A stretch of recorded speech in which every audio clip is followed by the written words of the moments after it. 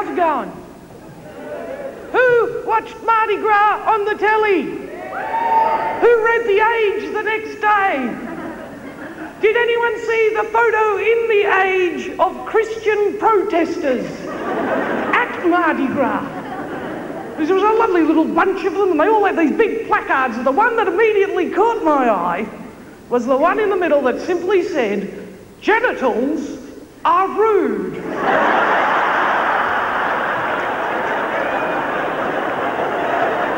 Oh, well, if you use them right. The thing is, the guy who was holding the placard was very tall, and he looked a bit like John Cleese in a terry toweling hat.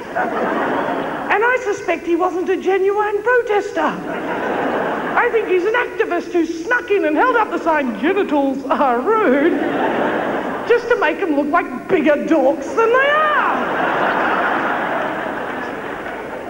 Genitals are rude.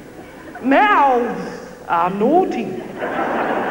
And tongues, well, they're of the devil. But I think we all knew that. Never mind. Now, who else? Did anyone watch the swimming championships in Perth a couple of months ago? See, I never think of it as watching sport. I think of it as perving on swimmers' bodies. Love them shoulders. Oh, sorry. It's a bit hot. Yes, I was watching it, and I want to know, you see, because I used to be a swimmer when I was young. I was a very good swimmer. You don't get shoulders like this from playing Monopoly. Anyway, when I was swimming, there were Aussie kids, and they were swimming, and they had names, normal names. Not anymore.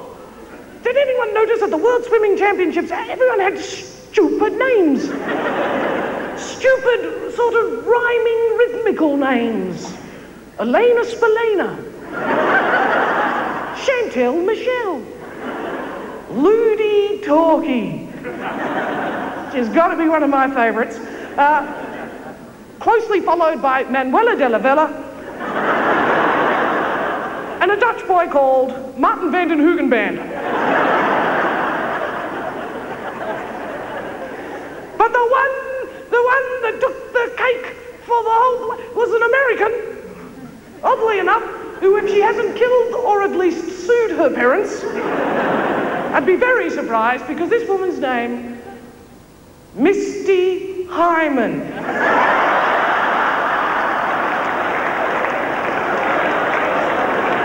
I blush just saying it. Wouldn't you shoot your parents? It's either that or it's a drag queen name. Misty Hyman. Now, the thing is, during the sport championships, you know, the commentators, you could hear them trying to stifle the odd giggle with some of the names. But with Misty Hyman, no. Dead straight face. And I could psychically pick up what they were thinking. And I'm pretty sure it was something like, "Make it a clean start, Misty, make it a clean start. Don't want a false start because I don't want to have to say on national telly, and Misty Hyman's broken."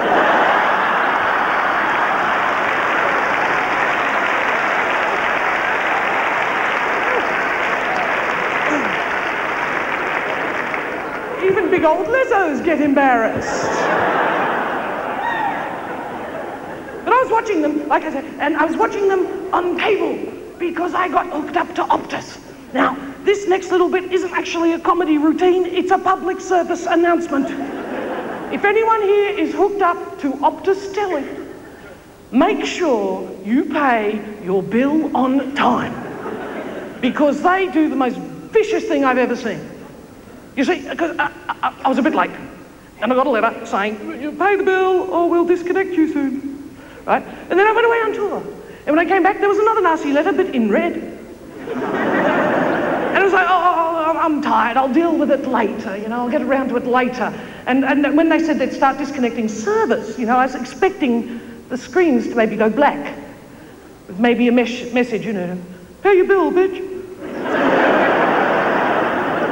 But no! You know what those bastards did? One morning on a channel that was completely inappropriate, a Celine Dion clip. Then she started appearing on more and more channels. Until one morning I got up and there was nothing but Celine Dion on the telly.